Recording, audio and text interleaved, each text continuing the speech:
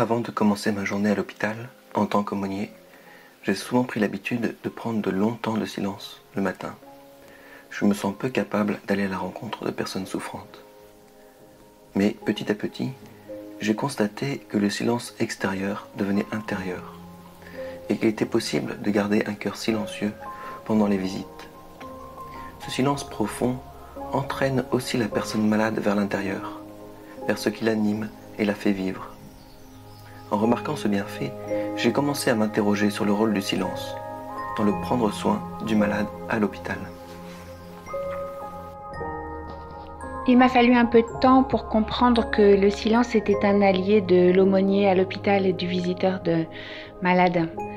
Je suis naturellement bavarde et j'ai donc peur du silence. Je suis habituée plutôt à combler les silences, en tout cas quand je commence cette mission. Et puis, peu à peu, grâce à Dieu et à l'Esprit, j'ai compris qu'il était vraiment essentiel de laisser le silence faire partie de nos conversations et de nos échanges. Quand on laisse du silence, on laisse la place à la parole de notre interlocuteur, de l'autre, et que du coup, on lui laisse le temps de pouvoir oser dire des choses. La deuxième raison, c'est que quelquefois, les choses qui nous sont confiées sont tellement lourdes, tellement douloureuses, tellement incroyables, tellement puissantes, qu'il n'y a pas de mots. Et quand il n'y a pas de mots, c'est mieux de ne pas chercher à en trouver qui serait maladroit, mais d'oser répondre par un silence, par le regard. Et puis la troisième, c'est que quand on laisse la place au silence dans une rencontre, eh bien, c'est aussi le temps où chacun de nous peut écouter Dieu parler en nous, l'Esprit Saint gémir en nous et le laisser répondre à notre place.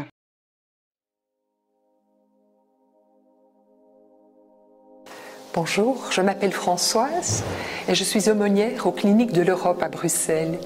Mais ici, nous sommes à la chapelle de la colline de Pénuelde. C'est là où j'habite depuis bientôt 2 ans, dans le Brabant wallon. Et ce lieu me nourrit aussi, ce lieu m'aide à être pleinement présente auprès des malades. Alors comment parler du silence? Est-ce qu'il n'y a pas déjà une contradiction? Parler du silence, mettre des mots sur le silence. Et c'est d'abord une attitude, c'est pas un absolu, c'est pas qu'on ne peut pas parler, non, au contraire, parfois, il faut oser dire un petit mot. Alors que dit la parole de Dieu au sujet du silence? J'ai repéré le psaume 39. Je reste muet, je n'ouvre pas la bouche, car c'est toi qui agis. Ça me parle beaucoup, c'est toi qui agis. Et nous sommes ici devant le vitrail. On voit Élie. Oui. Et Élie cherche Dieu. Dans le premier livre des rois, Élie cherche à connaître le Seigneur. Et le Seigneur n'est pas dans l'ouragan, il n'est pas dans le tremblement de terre, il n'est pas dans le feu, mais il est dans le murmure d'une brise légère. Et ça aussi, ça me parle beaucoup, dans le murmure d'une brise légère. Plusieurs situations que j'ai vécues tout récemment. Vendredi dernier, j'ai été appelée en maternité. Ça n'arrive pas très souvent qu'on m'appelle en maternité. J'ai rencontré là un couple qui venait de perdre un petit bébé. La maman avait fait une fausse couche à 32 semaines de grossesse. Ils avaient demandé que la pastorale passe, c'était un couple croyant. Et j'étais là, est-ce que vous voulez parler? Et tous les deux, on fait le signe. On pourrait se demander, mais pourquoi ils m'ont appelé alors, hein, s'ils n'ont plus rien à dire. Et je crois que c'était juste pour une présence.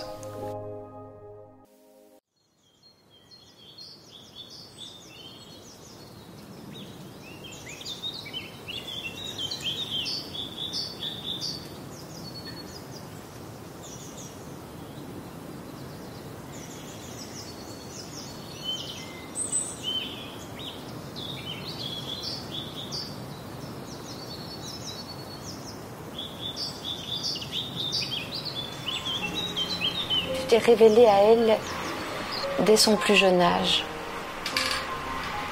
Tu as mis en son cœur ce désir de toi. Et aujourd'hui, que ce temps-là est déjà loin, elle continue dans l'aurore de te chanter. Tu es sa force, tu es sa joie. Et dans sa vie, ta grandeur est immense, sensible, visible. Aujourd'hui, tu viens vers elle sous la forme de cette petite hostie. C'est l'humilité de Dieu. Oui, c'est ton humilité, Seigneur. C'est ta grandeur qui s'est fait petitesse pour ne pas nous effrayer.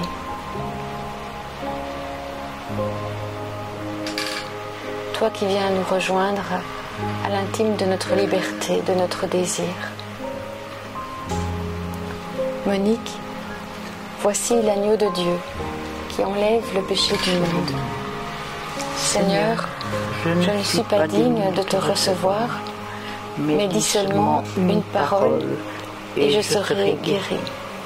Que le corps du Christ, Monique, te garde pour la vie éternelle. Amen.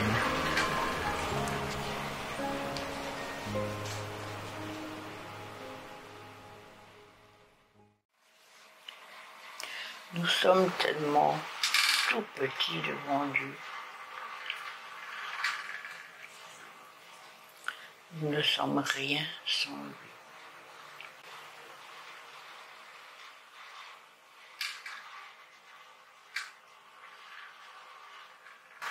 Seigneur, merci de venir dans mon cœur.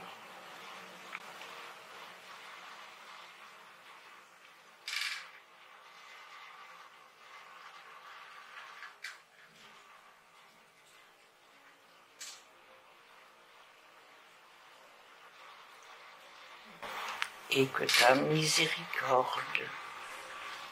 s'étende, comme dit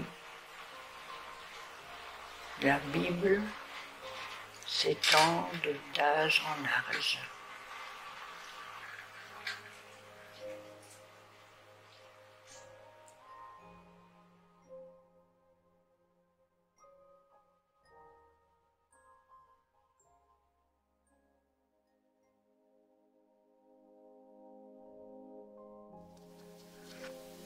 Le silence est absolument capital.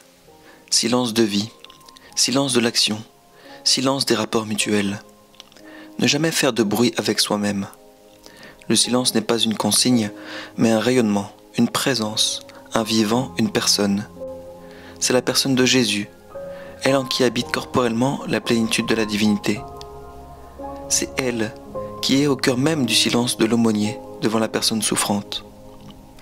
Il y a là vraiment une présence, vraiment parlante pour tout homme, la plus parlante entre toutes.